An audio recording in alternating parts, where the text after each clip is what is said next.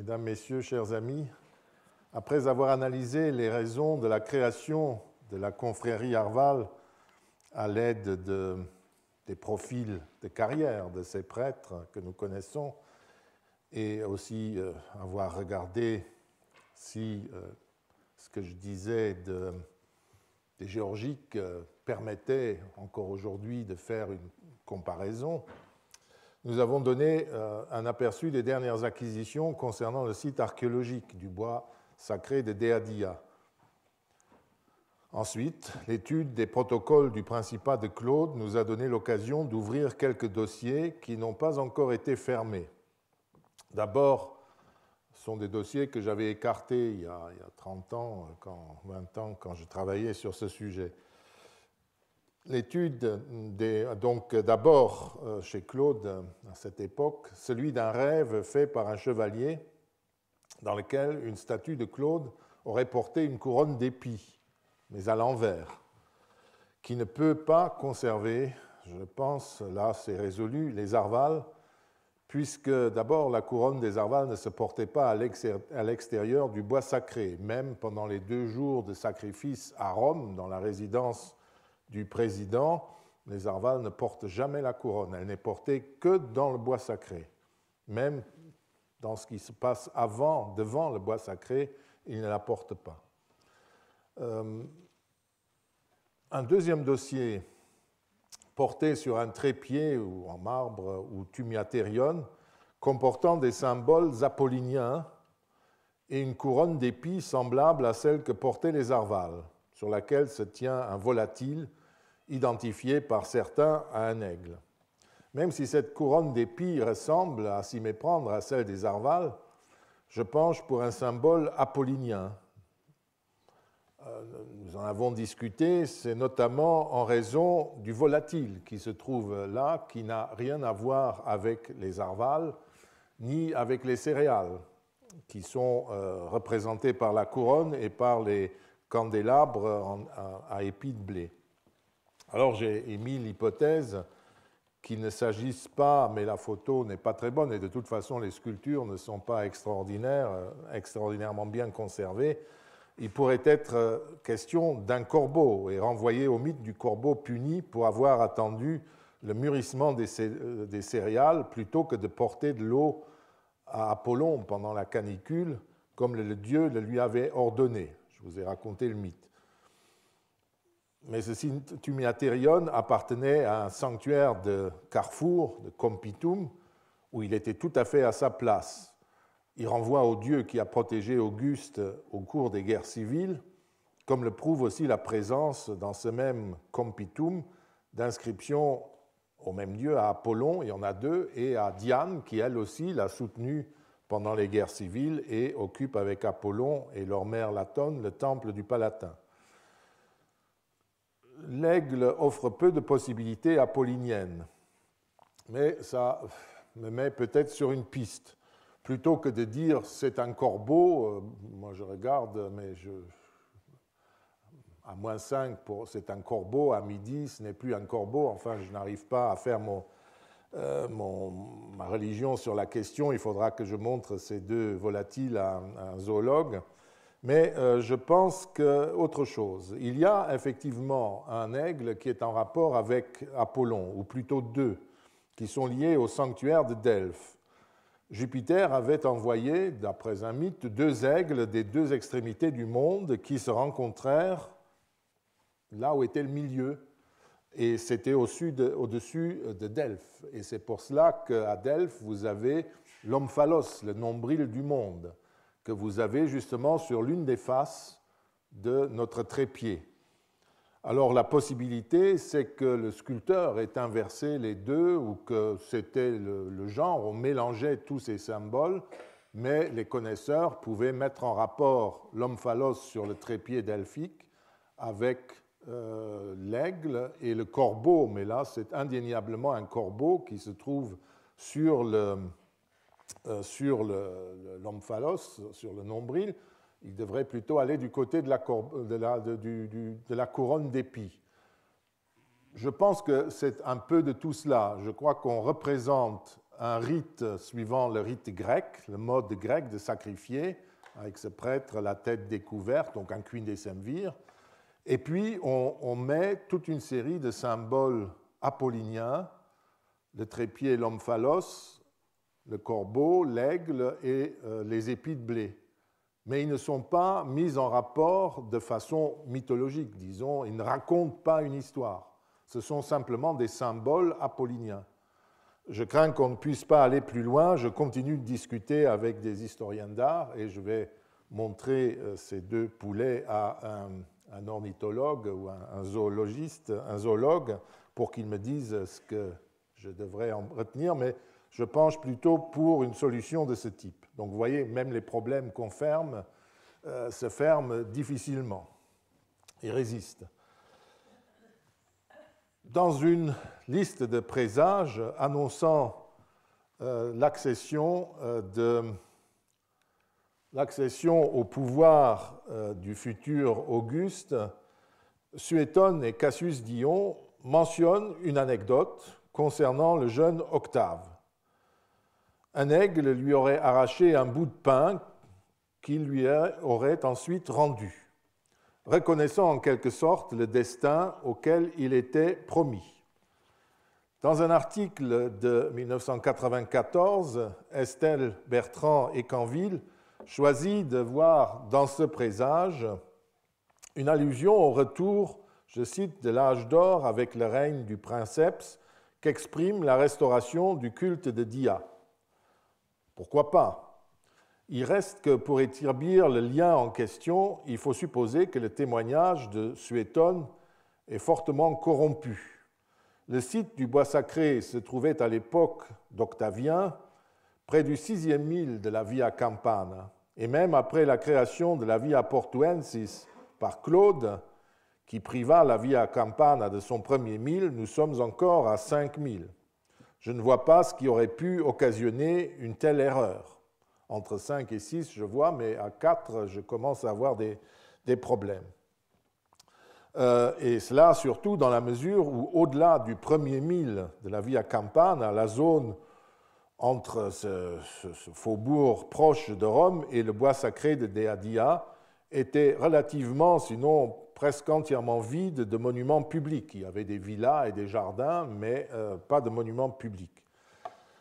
Et s'il s'agit bien du bois sacré de Dea Dia dans ce récit, on peut penser que sa localisation était connue.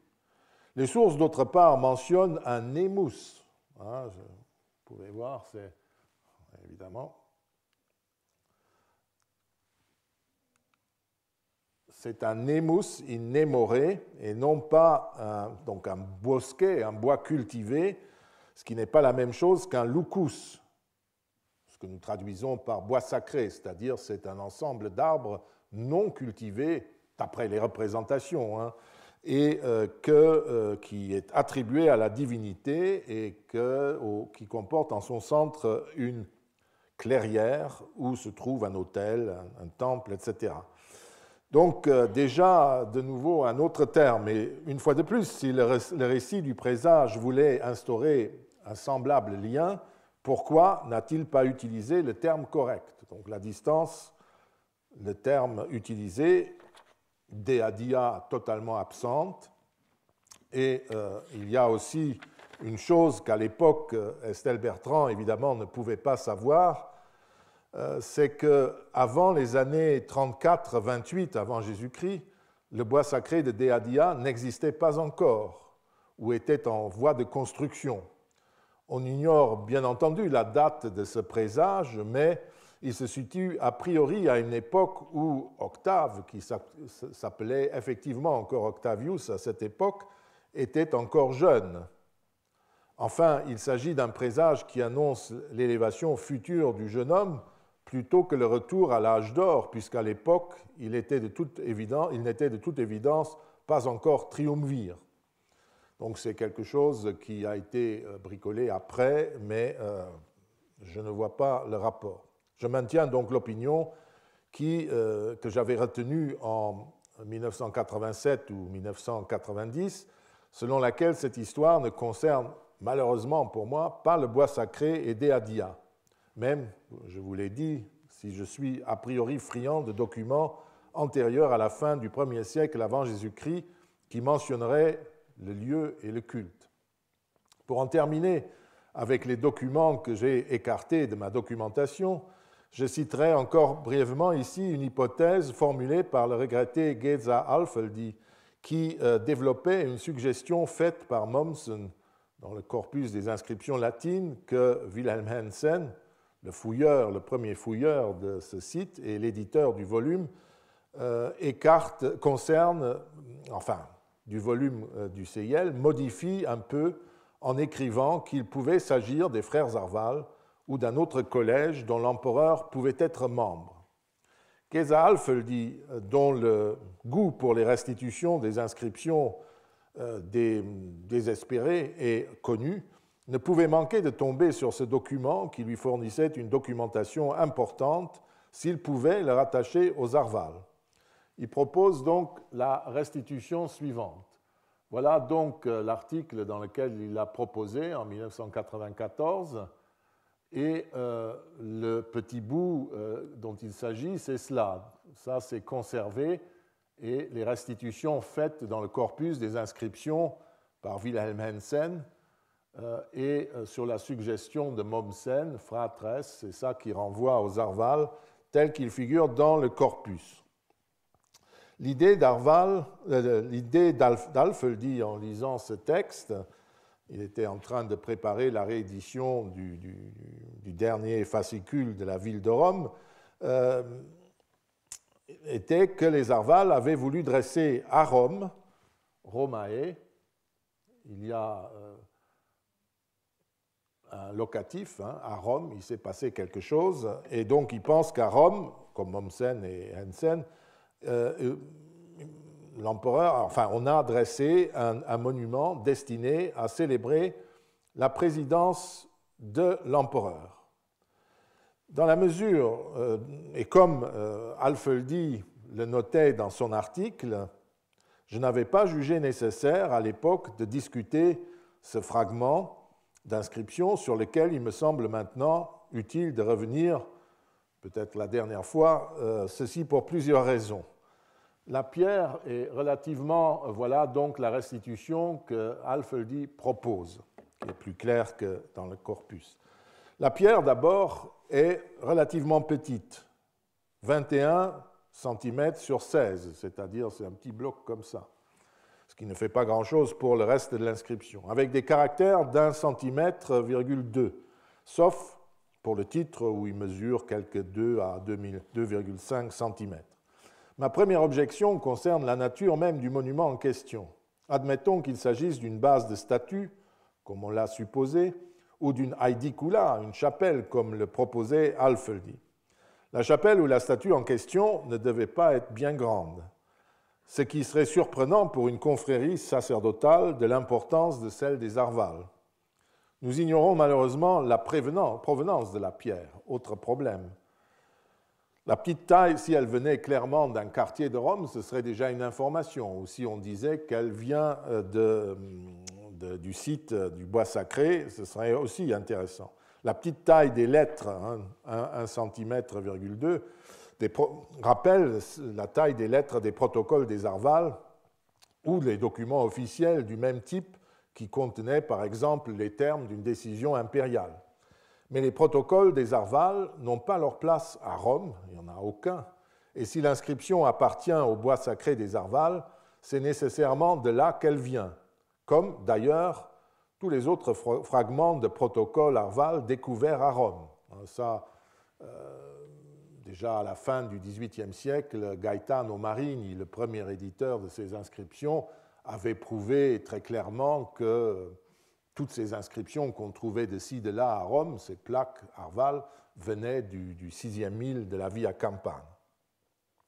Mais quel besoin alors, si cette pierre se trouvait au bois sacré des Arval, quel besoin alors pour des aristocrates comme les Arval de signaler le fait qu'ils avaient souhaité laisser à Rome même un monument témoignant de la bienveillance du prince à leur égard? N'importe quel sénateur ou chevalier romain pouvait le savoir à partir des décrets impériaux éventuels ou des discussions menée au Sénat. Il s'agit plus vraisemblablement de la dédicace d'une statue du prince, comme par exemple celle des Sodales Titii, faite en l'honneur de Vespasien, sans pour autant l'accompagner de considérations témoignant de leur souci d'informer les habitants de Rome des bienfaits de l'empereur. Ils mettent simplement un titre, c'est une vraie inscription assez grande. Ce n'est pas du tout la même chose. En fait, le seul indice qui permette de rattacher la pierre aux arvales est le terme mag que vous trouvez ici. Le terme mag, magister, c'est pour cela que Mommsen avait suggéré de restituer au début fratres, Alf dit fait encore fratres arvales pour allonger la ligne, et il suit donc la proposition de Mommsen que Hansen mettait plus ou moins en cause. Or, il connaissait très bien cette documentation parce qu'il en a publié la deuxième édition. Toutefois, comme le facsimilé produit par Geza Alfeldi le montre, il n'y a aucun espace entre le bord et le G de magister, de sorte qu'il n'est pas nécessaire de restituer magister ou magisterio ou magisteri. Il est tout à fait possible aussi de restaurer magni, magno, magnum, magnas, enfin tout ce que vous voulez. Si il y avait, comme dans l'inscription telle qu'elle est publiée dans le corpus, un espace ici, on attendrait un point, mais enfin bon, il n'y a pas de point, peut-être elle était certainement cassée. À ce moment-là, il y aurait discussion. Ça serait magister, magistro, magisteri, tout ce que vous voulez, magistri, mais pas dans la version que Geza Alfeldi a pris le soin de faire dessiner. Il ne peut pas, enfin, il n'est pas prouvé du tout qu'il s'agisse de magisterio.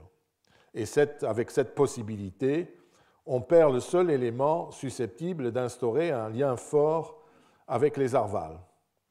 En bref, pas plus aujourd'hui qu'il y a 30 ans, je ne crois que cette inscription appartienne au corpus des frères Arvales, pas plus que les inscriptions, les deux dernières lignes restituées par Geza Alfeldi. Il faut sans doute penser, comme le fait par exemple Silvio Pancera, qui non seulement connaît très bien les inscriptions des Arvales, mais aussi toutes les inscriptions de Rome, il faut penser avec lui aux vicomagistri, ceux qui géraient les sanctuaires des carrefours, on vient d'en parler à propos du trépied, et qui ont pu dresser quelque part un remerciement à Hadrien parce qu'il avait fait quelque chose, encore que Romae est un peu bizarre, ou alors une dédicace quelconque autorisée par Hadrien dans un lieu public et qui parlait de Dieu sait quoi, on ne sait pas très bien. Ces dossiers, donc, une fois fermés, peut-être pour l'essentiel de manière définitive, en tout cas aussi longtemps que des documents nouveaux n'auront pas été découverts, nous pouvons revenir à l'empereur Claude pour essayer de voir ce que nous apprennent les procès-verbaux des Arvales sur des initiatives prises par l'empereur. Comme je l'ai déjà dit, Claude était relativement maladroit, il parlait mal, avait un humour imprévisible et se laissait manipuler par les femmes et ses affranchis. Les Romains se moquaient de lui, surtout les sénateurs. Intellectuel et porté à l'érudition, il tranchait net sur ses prédécesseurs, et cette inclination contribuait aussi à faire de lui un objet de surprise et de plaisanterie, parce que Auguste et Tibère étaient loin d'être des ignorants, c'était même des hommes très éduqués et très savants, mais ce n'étaient pas des érudits, ce n'étaient pas des antiquaires qui passaient la journée dans des bibliothèques pour chercher ou trouver tel ou comprendre tel document, ce qu'était réellement Claude. Donc, dans l'aristocratie, on souriait au moins. Mais il reste qu'à relire les chapitres qui lui sont consacrés par Tacite et Suétone, on se rend compte qu'il n'a probablement pas été un mauvais empereur. Il a aussi tenté, une génération après la mort d'Auguste et 2 générations après la création du nouveau régime politique, de réformer l'État ou plutôt de le compléter, de rationaliser le fonctionnement de l'État, de la République, comme on disait, tel qu'Auguste l'avait créé. À se limiter à ses seules initiatives religieuses, je ne veux pas aller plus loin, on décèle clairement chez lui une volonté affirmée d'imiter la voie tracée par Auguste. Cela, n'importe quel Romain le comprenait, et tout lecteur de Tacite ou de Suétone peut s'en rendre compte, encore aujourd'hui. Mais c'est précisément la manière dont il procédait qui peut nous apprendre ce qu'était une réforme ou une restauration religieuse chez les Romains, et la manière dont avait procédé Auguste, dont nous avons en creux la démarche chez lui. Et comme on en a beaucoup parlé, donc c'est intéressant de relire ces textes. La première indication que nous avons se réfère, c'est chez Tacite, au principat précédent. L'augure du salut, qui avait été négligé depuis 25 ans, le manuscrit porte Septuaginta, quinque et Septuaginta annis, mais vraisemblablement c'est René Cagnat, lointain prédécesseur, qui avait corrigé cela. Il y avait une erreur dans le manuscrit où le nombre d'années était écrit par des chiffres. Il y a un L qui est venu s'ajouter, on ne sait pas trop, c'est 25 ans. Et donc l'augure du salut avait été négligé depuis 25 ans. On décida de le prendre à nouveau et de continuer dans la suite. Comme la remarque de Tacite se réfère au courant de l'année 49, il faut donc penser que la dernière célébration avait eu lieu en 24, peut-être comme René Cagnat l'a supposé pour tenir compte de la première défaite de Tacfarinas en Afrique du Nord. La référence à Auguste est tout à fait compréhensible puisque c'est lui qui avait d'abord restauré cet augure qui était peu à peu tombé en désuétude à partir de 24. Il en allait de même pour le pomerium, la limite, le texte continue par là, pour le pomerium, c'est-à-dire la limite juridique de la ville de Rome, que Claude voulait agrandir, à ce taille près que le projet de Claude fit naître une polémique dont nous avons parlé il y a quelques années, dans la mesure où, en droit sacré strict, on ne pouvait étendre cette limite juridique, le territoire de Rome au sens propre, qu'en agrandissant parallèlement le territoire romain, et cela ne pouvait se faire qu'en Italie. Ça ne pouvait pas valoir pour l'extension de l'Ager Romanus, le territoire de Rome, à l'extérieur des limites de l'Italie. Autre problème, et Claude n'avait pas étendu l'Italie, il avait conquis, ajouté à l'Empire la Bretagne, la Grande-Bretagne, n'est-ce pas? Mais donc il y a des gens qui ont commencé à polémiquer avec lui, etc. Mais il semble qu'il l'a fait, et voilà. Autre problème, la référence à Auguste dans l'extension du pomerium. Donc voilà,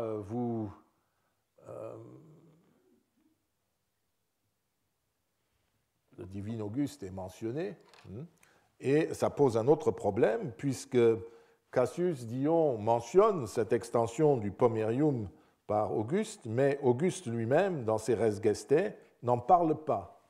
Sans qu'on sache s'il s'agit d'un oubli, ça me paraît très difficile à admettre, ou bien s'il faut en conclure que cette extension n'a finalement pas eu lieu, qu'on en a parlé, mais que peut-être que c'est Auguste qui a fixé les règles, je ne sais, et donc il ne l'a pas étendue. Mais il faut voir aussi que la loi sur le pouvoir de Vespasien se réfère à Auguste, comme s'il l'avait fait.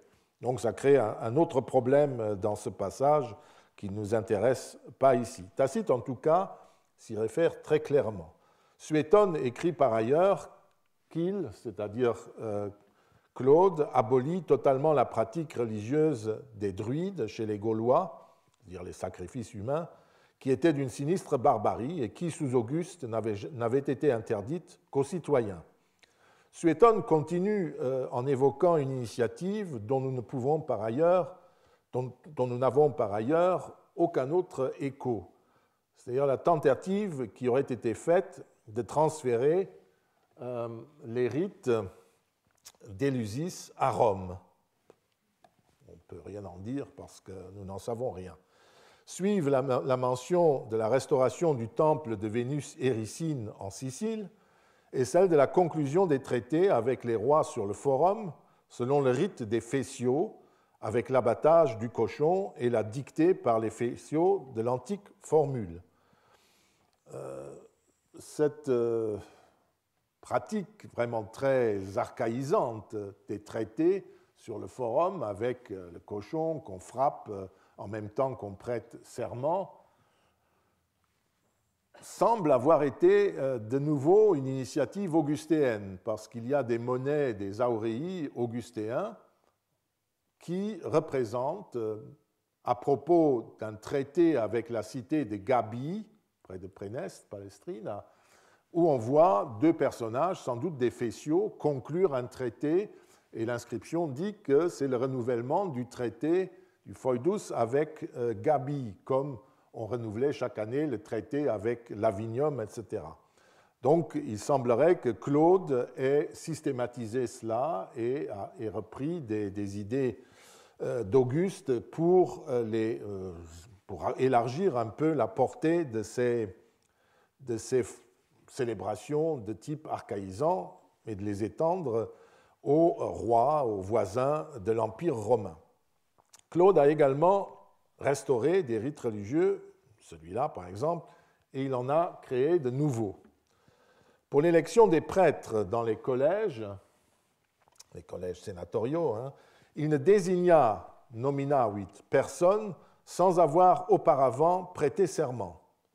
Il ne manqua jamais, ce qui veut dire qu'auparavant, Tibère, Caligula, il s'en passait. Normalement, quand on fait une nominatio, on prête serment. Donc il réinstaure cette règle qui a été peut-être oubliée par ses prédécesseurs immédiats. Il ne manqua jamais, quand la terre avait tremblé à Rome, de faire annoncer des fêtes par le préteur à l'assemblée du peuple, et lorsqu'un oiseau de mauvais augure avait été vu au Capitole, de faire réciter des prières propitiatoires dont lui-même, en sa qualité de grand pontife, dictait la formule au peuple du haut des rostres, après avoir fait écarter la foule des manœuvres et des esclaves.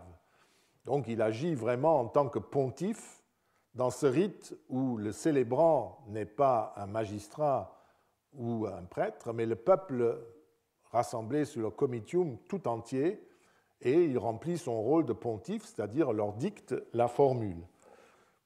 Et ce qui est assez intéressant, c'est qu'il fait aussi écarter tout trouble de l'acte religieux.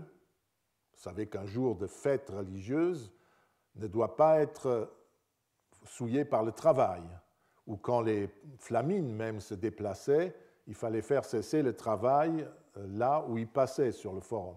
De la même manière, quand on célèbre un rite propitiatoire de ce type, pas de travail, on est en ambiance fériée, si vous voulez, et les esclaves, c'est-à-dire les non-libres, les non-citoyens, sont aussi écartés. Tout cela, l'observation des rites ancestraux comme la création de nouveaux rites, s'inspire de toute évidence de la démarche d'Auguste. Deux exemples nous en apprennent un peu plus sur sa façon de procéder, notamment sur sa façon d'innover et sur la manière dont on le faisait, et sans doute Auguste aussi. Commençons par les rites séculaires. Le texte de Tacite est assez court, ce sont les deux premières lignes. Il rapporte qu'en 47, 800 ans après la fondation de Rome, 64 ans après les jeux séculaires d'Auguste, on pu revoir ces jeux. Malheureusement, et vous voyez qu'il parle de ludi saeculares. Malheureusement, il ajoute qu'il ne dira rien, c'est dans le long développement, il aurait mieux fait de nous dire ce qu'il avait sur le cœur, mais il ajoute qu'il ne dira rien des raisons qui avaient poussé les deux princes à organiser les jeux en question, parce qu'il en avait suffisamment parlé dans les livres qu'il a composés sur l'histoire de Domitien, c'est-à-dire dans les histoires dont malheureusement les livres concernés sont perdus. Tacite était quindécemvir, et il a donc participé personnellement à la célébration des Jeux de Domitien en 88 après Jésus-Christ. Le texte est néanmoins relativement précis. On apprend que dans le programme des jeux du cirque, qui lors des jeux séculaires concluait ces cérémonies, on avait donné un jeu de Troie, lusus Troiae, un exercice d'équitation exécuté par de jeunes nobles qui se chargeaient puis se séparaient alternativement. Il en parle parce que Britannicus, le jeune Britannicus, et le jeune Domitius, c'est-à-dire Néron, avaient participé à cette cavalcade. Suétone en dit un peu plus long. Il célébra aussi, lisons-nous, les cérémonies séculaires, saeculares, il se peut qu'il soit très précis ici, sous prétexte qu'Auguste les avait données trop tôt, avant la date normale. Et pourtant lui-même déclare dans son histoire, Claude était aussi historien, qu'Auguste rétablit le cours régulier de cette tradition longtemps interrompue, après avoir fait exactement le compte des années. On ignore si dans l'édit qui prescrivait la célébration des saeculares, et j'attire l'attention sur le fait que Suétone appelle ainsi les jeux, Claude précisait s'il corrigeait une erreur d'Auguste ou l'une de ses décisions. Compte tenu des références constantes qu'il fait à Auguste et à ses initiatives religieuses, et aussi à la stature que le divin Auguste avait pris à l'époque, je ne suis pas certain qu'il ait eu une pareille intention. D'autant plus que Tacite semble avoir approuvé la reconstruction augustéenne dans son histoire. Je me demande si Claude n'a pas monté une argumentation compliquée destinée à justifier la célébration de ces saeculares en face des jeux séculaires. Il a par exemple pu arguer du fait qu'Auguste s'était décidé en fonction d'un oracle sibyllin qui prescrivait qu'il fallait, après 110 années environ, célébrer à nouveau la cérémonie et qu'il avait calculé la série des jeux en partant plus ou moins du début de la République. Lui, Claude, donnait en revanche un sens différent à saeculum et célébrait l'anniversaire non pas du début de la République, enfin ne calculait pas à partir du début de la République, mais à partir de la fondation de Rome. Et c'est le 800e, donc, anniversaire. On peut imaginer que c'est à la date traditionnelle de cet événement, le 21 avril, que les saeculares avaient lieu, ce qui ferait aussi un changement par rapport à la date du début juin qu'on trouve chez Auguste et chez Septime Sévère. Jusqu'à récemment, on en était là, on voyait ces textes, on était perplexe, même si on pensait que c'est une histoire embrouillée typiquement claudienne, et on était perplexe parce que jusqu'à récemment, un fragment des jeux séculaires était attribué à ces jeux de Claude. Il l'empêchait de progresser dans la compréhension de tout cela. Comme il ressemblait tout à fait aux autres fragments du protocole des jeux augustéens et a été découvert au même endroit de Rome que les fragments des jeux augustéens et sévériens, il n'y avait aucune raison de douter que Claude avait vraiment célébré des jeux séculaires du même type que ceux qu'Auguste avait célébrés avant lui et qu'ensuite Domitien et Septime Sévère éditeront à leur tour. Et c'est tout à fait ce qu'on trouve dans les textes augustéens, par exemple, si vous regardez le détail. Il y avait quelques petits problèmes avec les prêtres. Pour la prosopographie, c'était difficile parce que ces personnages étaient quand même surtout augustéens, mais comme c'est des très grands nobles, ils avaient souvent des fils ou des pères qui pouvaient vous tirer d'affaire. Et comme le faisaient les spectateurs des jeux claudiens, les savants modernes mettent cette initiative saugrenue sur le compte des bizarreries de l'empereur. Suétone rappelle en effet que l'on railla la formule consacrée par laquelle le crieur public invitait à ces jeux que nul n'avait vu et ne devait revoir, car il existait encore des personnes qui avaient assisté aux précédents et que certains acteurs histrions qu'on y avait vus autrefois sous Auguste y figurèrent de nouveau sous Claude. Donc on se moquait de lui. Or, tout cela est tombé par terre il y a une vingtaine d'années quand deux nouveaux fragments des jeux augustéens furent localisés dans le musée des Offices de Florence et publiés par Luigi Moretti, le père de Nanni Moretti. Ces fragments peuvent être joints aux fragments augustéens que je viens de montrer et établis qu'il n'est désormais plus question de jeu claudien. Ça, c'est le fragment que je vous ai montré et qu'on considérait comme claudien. Tout cela, c'est l'inscription augustéenne. Et voilà les deux fragments qu'on a trouvés, qui sont jointifs, même si ici, dans le texte, il y a une lacune, et qui surtout colle parfaitement avec le fragment A, qui est celui qu'on attribuait à Claude. Et tout cela est parfaitement augustéen. Voilà, le fragment C, ça ne nous intéresse pas ici, mais voilà, vous voyez, là où se fait le collage, ici, il manque deux lettres, mais c'est tout à fait le texte augustéen, et il n'y a plus de problème prosopographique non plus, ce sont bien les prêtres de l'époque d'Auguste qui posaient autrefois des problèmes, etc. Donc il n'y a pas de protocole des saeculares claudiens, quel que soit le nom qu'on leur donne. Ce qui change totalement les données et nous éclaire sur la manière d'innover de l'empereur.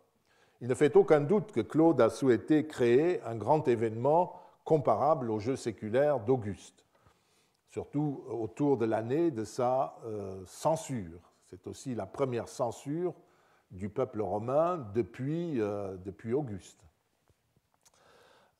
La découverte épigraphique récente montre qu'il ne s'est pas simplement contenté de célébrer à son tour des jeux séculaires, en critiquant éventuellement la chronologie des jeux augustéens, c'est-à-dire en fait un oracle sibyllin, ce qui aurait été compliqué pour un empereur et grand pontife, même si une pareille pédanterie entêtée correspondrait assez bien à l'image que donnent de lui les sources.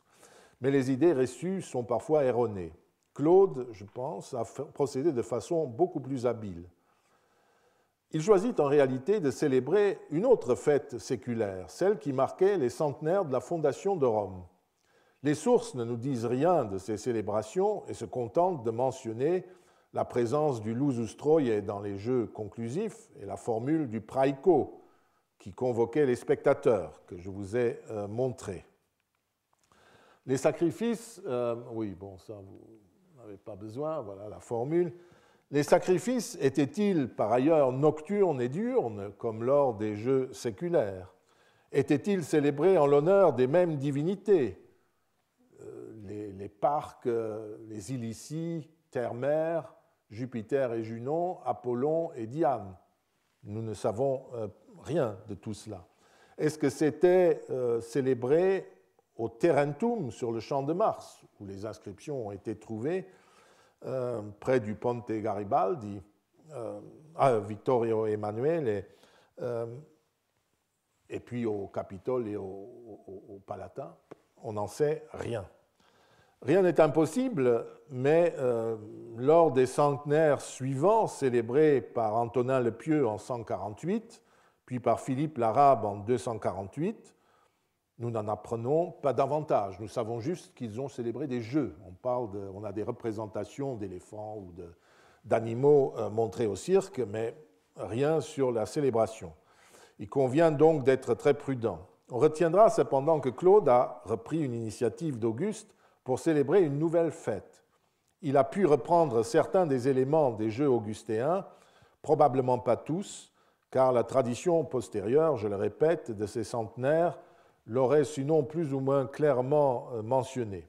Je suis personnellement persuadé que les rites séculaires de Claude, tout en reprenant des segments des jeux séculaires augustéens, avaient leur propre logique et leur programme rituel à eux. Les farceurs profitaient évidemment de l'occasion pour se moquer de l'empereur, mais en réalité, aucun auteur ne juge ridicule, ça aussi il faut le noter, la décision de l'empereur. Tacite écrit que les deux empereurs avaient leur motivation propre, sans se moquer autrement de Claude. Pourtant, il a la dent dure. Spéculer sur le contenu du livre perdu des histoires ne me paraît pas de bonne méthode ici. Un autre exemple de la manière qu'avait Claude de réformer et d'innover concerne les aruspices. L'intérêt de l'empereur pour la langue et la culture étrusque est mentionné par les auteurs anciens. L'initiative suivante entre dans cette catégorie, mais concerne avant tout une institution divinatoire romaine et ne s'occupait pas des affaires de l'Étrurie. Lisons d'abord le texte. C'est chez Tacite. Il appela ensuite la délibération du Sénat sur le collège des aruspices pour ne pas laisser périr par négligence la science la plus ancienne de l'Italie.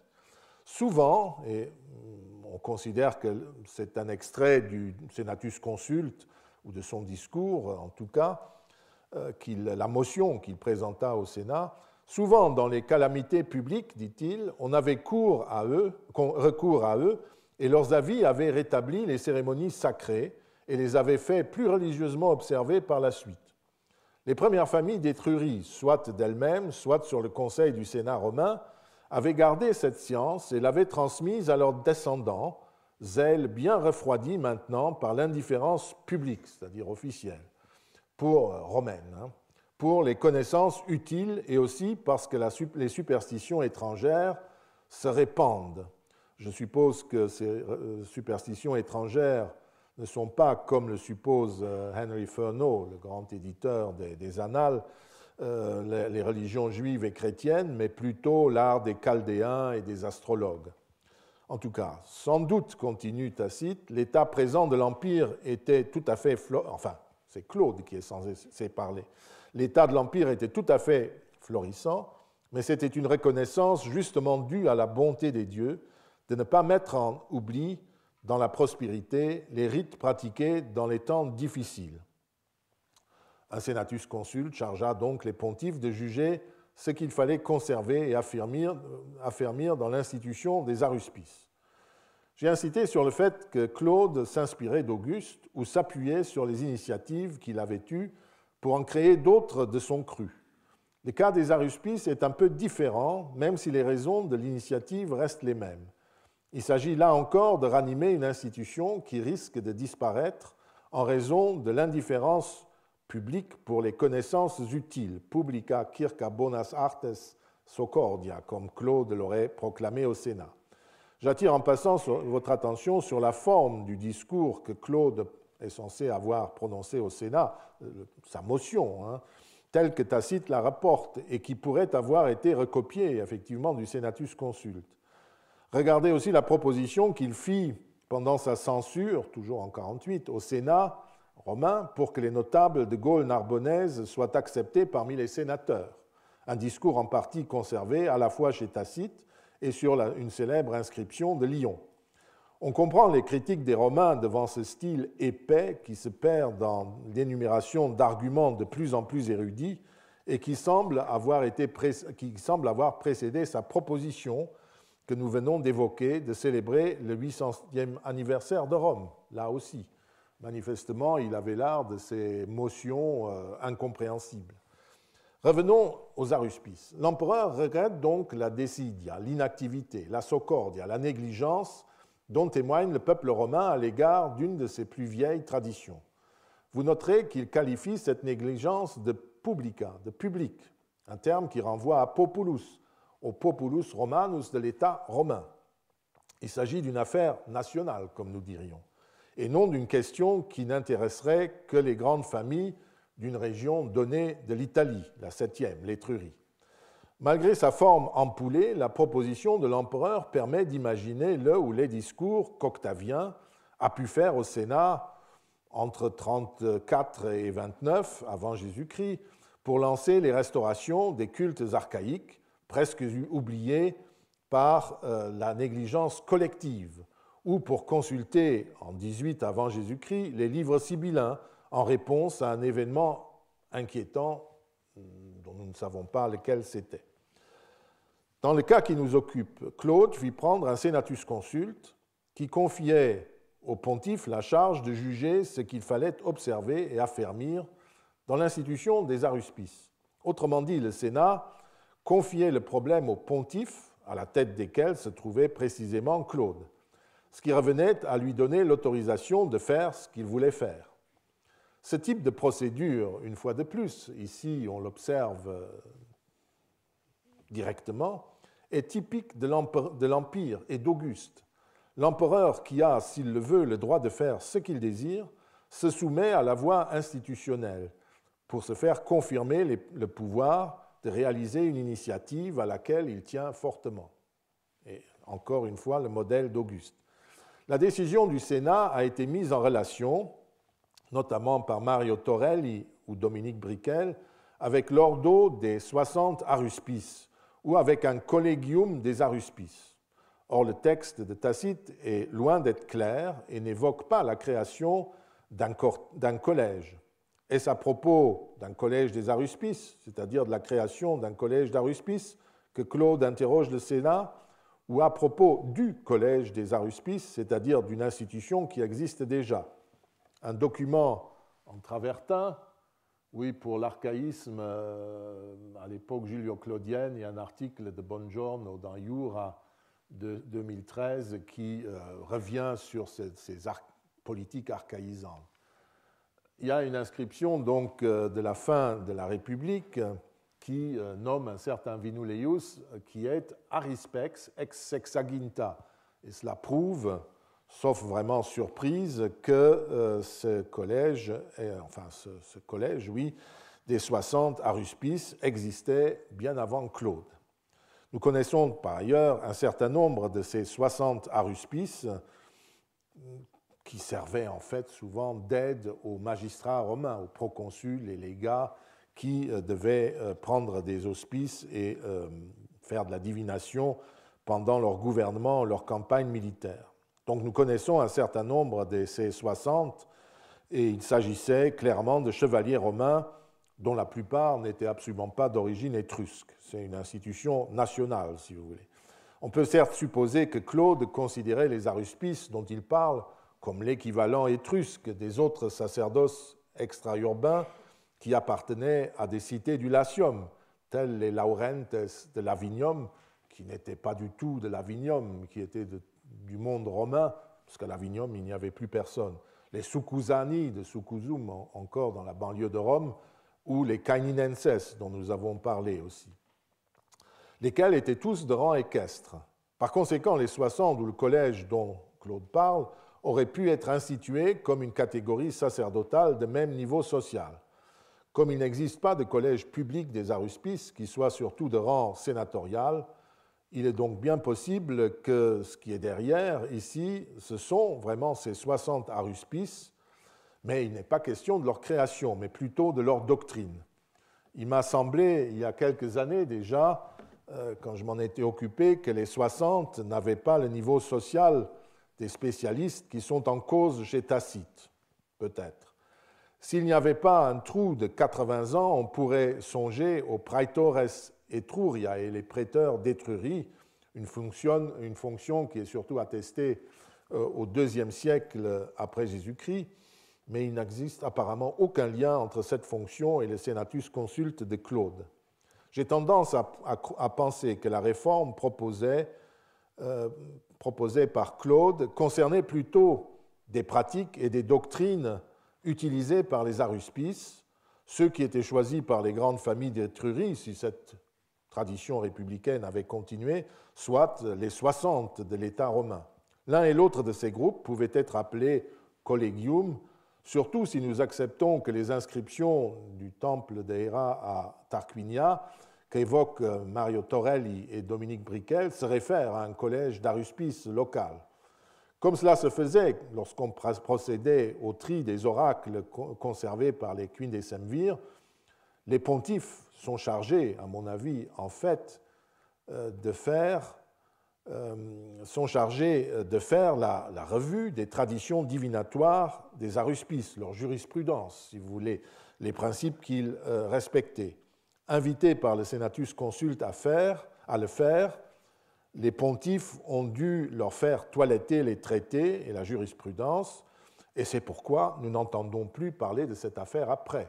Auguste l'avait fait dès qu'il était grand pontife, il a demandé à ce qu'on transfère les livres sibyllins au temple d'Apollon, puisque c'était lui qui était à l'origine de ces prophéties, mais il a aussi fait revoir, pour la énième fois, les prophéties contenues dans ce qu'on appelle les livres sibyllins.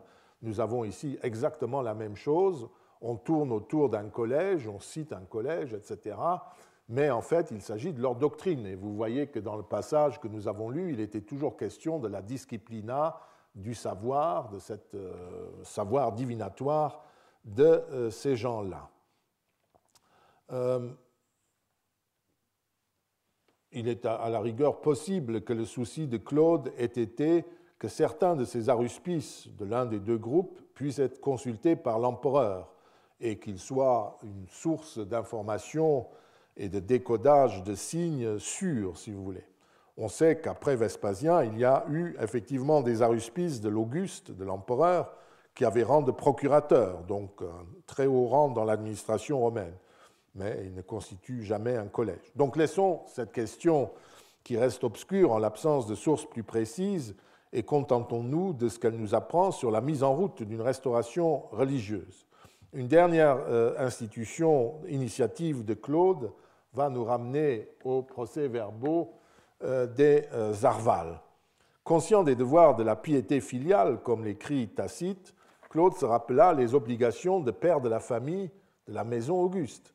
Outre l'honneur qui était fait au divin Auguste de voir son nom mentionné dans les serments, il réalisa un projet que Tibère n'avait pas autorisé, celui de la divinisation de Livie, ou plutôt de Iulia Augusta, comme elle s'appelait depuis son adoption par son mari Auguste en 14 après Jésus-Christ. Cet acte accordait immédiatement à Iulia Augusta des honneurs égaux à ceux du divin Auguste, du moins dans la procession qui se déroulait en direction du cirque à l'occasion de tous les Jeux, lorsque les statues ou symboles des dieux concernés rejoignaient sur des chars le cirque pour assister aux courses et aux spectacles. Et on a joint les divi à ces symboles. Désormais, la divine Augusta aurait donc son char avec sa statue ou son buste, et je passe sur les honneurs accordés aux parents directs de Claude pour revenir aux inscriptions des Arvales qui attestent à leur manière ces décisions. Sous Tibère, pour autant que nous puissions le voir dans les sources comparées, le culte des Arvales ne fait aucune allusion au culte du divin Auguste, et ça confirme un peu ce que dit Tacite et ce que disent les autres historiens. Ce n'est qu'à partir de Caligula que lors des vœux de janvier, adressés à la triade capitoline, Jupiter, Junon, Minerve, et aussi Salus Publica, ils sont en fait 4, ce n'est qu'à partir de Caligula que le divin Auguste se trouve inclus dans la cérémonie. Et bien entendu, on célèbre également, à partir de 38 après Jésus-Christ, quand Caligula est prince, toute une série de sacrifices au divin Auguste, à l'occasion, par exemple, de la commémoration du 1er août, prise d'Alexandrie et fin de la guerre civile, anniversaire d'Auguste, le 23 septembre, les Augustalia d'octobre. À côté de la divinisation de sa sœur Drusilla, qui est commémorée par les Arvales, Caligula semble avoir introduit que la célébration d'un sacrifice ne semble avoir introduit dans les rites publics que la célébration d'un sacrifice de son propre génie, célébration qui est rapportée par un petit fragment des frères Arvales qui ne permet malheureusement pas de comprendre de quelle occasion il s'agit. Il peut s'agir d'un acquittement de vœux, parce qu'on a la triade capitoline, on a sans doute Felicitas, parce qu'à l'époque ça se composait ainsi, et puis Genius Ipsius, son propre génie reçoit un taureau, puis il y a aussi la divine Drusilla. C'est de l'époque de Caligula à cause de la divine Drusilla, qui est indéniable, mais nous ne connaissons pas le contexte précis. Je vous avais déjà parlé il y a longtemps de cette inscription, parce que c'est le seul texte parmi les Arvales, et c'est quand même assez long ce que nous avons, où il y a quelque chose qui aurait pu scandaliser les conservateurs, les sénateurs conservateurs romains. On n'a aucune trace du monstre qu'aurait été Caligula. On est assez perplexe devant cette donnée. Il s'ensuit en tout cas qu'avant Claude, le culte des empereurs divinisés et du génie impérial n'est attesté que de manière très sporadique et rare sur les documents des Arvales, qui sont pratiquement les seuls témoignages religieux publics directs que nous possédions. Voyons maintenant ce que les documents rapportent pour le principat de Claude. Il se trouve qu'à peu près tous les fragments conservés entre 41 et 54, la durée du principat de Claude, évoquent des cérémonies où l'on sacrifie au divin Auguste et à la divine Augusta. C'est un fait qui n'a rien de surprenant, car il est le fruit du hasard. Nous avons un seul fragment qui a conservé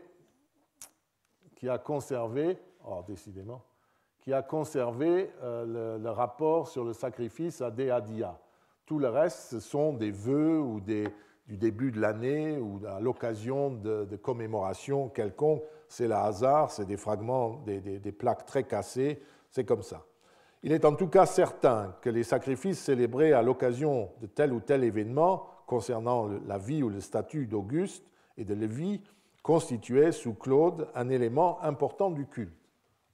L'anniversaire d'Auguste, la commémoration de la divinisation de Livie, les Augustalia, etc. Rien de choquant à cela, puisque ces cultes avaient été officiellement installés.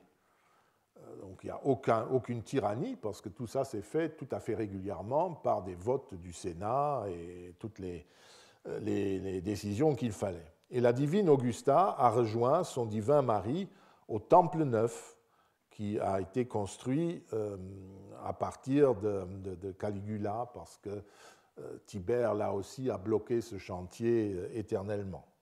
On relève seulement deux signes particuliers. D'abord, le fait que lors des vœux concernant la maladie de son successeur présumé, vœu pour la maladie en 54, où il y a un sacrifice à la triade capitoline et salus publica populi romani, il n'est pas question d'un sacrifice genio ipsius, à son propre génie. Et d'ailleurs, dans les vœux publics de 54, les Arvales ne sacrifient pas aux divinisés. Il n'y a pas de divus Augustus ni la diva Augusta. En comparant ces textes aux pratiques qui sont celles des principats de Caligula ou de Néron, on relève un certain nombre de différences, donc, notamment le fait que sous Néron, les divi comme le genius impérial sont mentionnés dans toutes les occasions, ce qui n'est pas le cas sous Claude. Le culte des divi est pourtant bien attesté, comme le souligne Suétone dans le texte que je vous ai montré. Mais ni chez Tacite ni chez Suétone, on ne trouve, dans les chapitres concernant Claude, la moindre accusation d'impiété ou d'arrogance à l'égard des dieux, ce qui peut être mis en relation avec les modalités modérées pratiquées dans les sacrifices publics, alors que Caligula, pour autant qu'on puisse le voir, et Néron, massivement, mettaient partout, dans tous les sacrifices publics, notamment les vœux pour le salut de l'État, ou d'autres sacrifices qui concernaient la vie de l'État, le divin Auguste, la divine Julia, le Genius de lui-même, etc., Claude ne le mettait que quand il s'agit d'anniversaire d'Auguste. C'était normal, ça se célébrait dans leur temple, le temple neuf, et parfois on associait les autres dieux au sacrifice, le jour anniversaire ou de commémoration propre. Mais on ne le mettait pas n'importe où. Et par exemple, dans les vœux pour la maladie de Néron en 54, on ne met que les dieux officiels du peuple romain.